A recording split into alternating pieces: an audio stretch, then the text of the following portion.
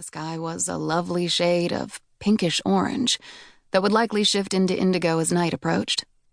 It perfectly complemented the flora strains that had been introduced, mostly long grasses of purple or green or pink, with a few patches of larger trees, mostly till homeworld species, thick trunks of brown or gray topped by swaying azure fronds. Vast fields of wheat, again of till extraction, made up most of the landscape that wasn't grassland. That made sense with the research I'd done before having Scheherazade drop me off.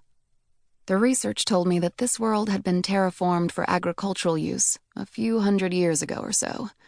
It had seen only mild scarring during the sect wars, which meant it was a little bit perplexing that the pulse had knocked it almost as far down the technology scale as a planet could go, all the way to before the invention of electric light. Still, trying to understand why the pulse had done what it had done was a fool's errand. I'd seen systems where one planet had been left untouched, another had been driven back to pre-spaceflight, and the moon of that same world had lost everything post-internal combustion. There was never any rhyme or reason to it, not even within a single system. The pulse did what it did at random, and looking for a will behind its workings was like trying to find the face of God in weather patterns. I knew that much because I was one of the fools who had let it off the chain in the first place. That's why I was here, trying to right my own wrongs. In a very small way, of course.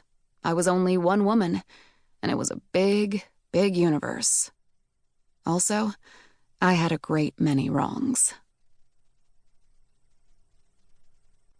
Chapter 2. I started walking. I had a ways to go. Since the pulse had hit this world harder than most, left the atmosphere soaking in radiation that would burn out anything with an electrical system in hours. Faster, if it saw heavy use. Walking was about my only option for locomotion. That was one reason I had Scheherazade, that's my ship, drop me off at the top of the refinery, so she didn't have to land. Trying to do so would have left her damaged, badly, even if she just sat down for the brief time it would take me to disembark. The other reason I'd sat down so far from my target area was to make sure we weren't in view of anybody as she descended.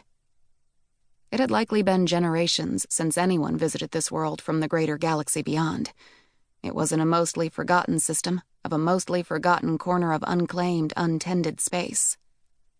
I didn't need to be hailed as some sort of savior by the locals, come to rescue them from their pulse-soaked world and lead them back to the halcyon years of never-was. And that would be the better option. More likely was to be marked as some sort of demon, here to finish the job the pulse had started. You never knew which it might be on worlds thrown back this far. Better not to risk it at all. Worlds like this one, even those designed for a single purpose like agriculture, had been terraformed and designed for vehicles like high-speed rail and sublight orbital shuttles, not for perambulation, which meant I had a bit of a walk ahead of me. Still, I'd been cooped up inside Scheherazade for a long hyperdrive flight on the way here, so I didn't mind stretching my legs.